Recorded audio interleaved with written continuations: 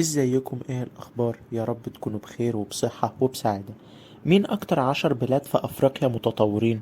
ال10 دول اللي انا هقولهم دول اتصنفوا انهم متطورين على اساس مؤشر التنمية البشرية، اللي هو معناه جودة الحياة، جودة البنية التحتية، التعليم، المستشفيات والعلاج، المواصلات، متوسط العمر قد ايه، شبكات الانترنت والموبايل جودتها عاملة ازاي. نبدأ برقم 10. المغرب. عدد سكانها 35 مليون، متوسط الأعمار فيها 76 سنة، بيزورها حوالي 7 مليون سايح في السنة. اقتصادها قايم على تكنولوجيا المعلومات وصناعات مختلفة. رقم 9. بوتسوانا. عدد سكانها 2 مليون، متوسط الأعمار فيها 65 سنة، واقتصادها قايم على استخراج المعادن من الأرض، وده بيخليها من أقوى اقتصادات العالم. رقم 8. الجابون. من أغنى دول أفريقيا، عدد سكانها 2 مليون، متوسط الأعمار فيها 66 سنة، اقتصادها قايم على استثمارات البترول، لكن بسبب الفساد وعدم المساواة في المرتبات، نسبة كبيرة من الشعب عايش في فقر مع الأسف. رقم 7. جنوب أفريقيا.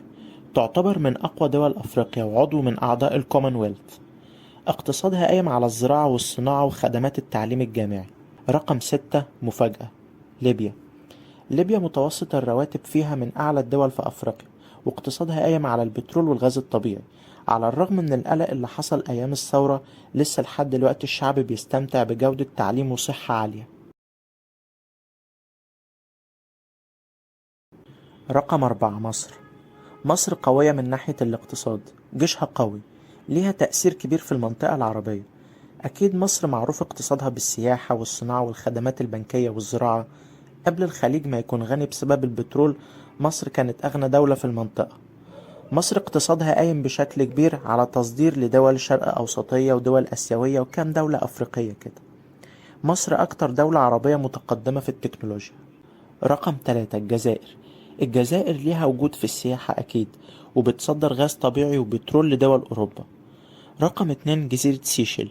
الجزيرة جواها 115 جزيرة، فيها زراعة وسياحة وصيد، أغلب الناس فيها شغالين في السياحة، وأكتر جزيرة فيها ناس متعلمة. مين بقى رقم 1؟ موريشيوس.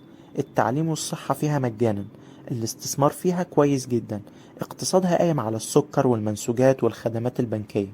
على الرغم من انها رقم 1 في القائمة دي، لكن هي في المركز 66 من 189 دولة. دول كانوا أكتر 10 دول متقدمين في أفريقيا. شكرا جدا، وأشوفكم على خير الحلقة الجاية. كل الصحة، كل السعادة، السلام.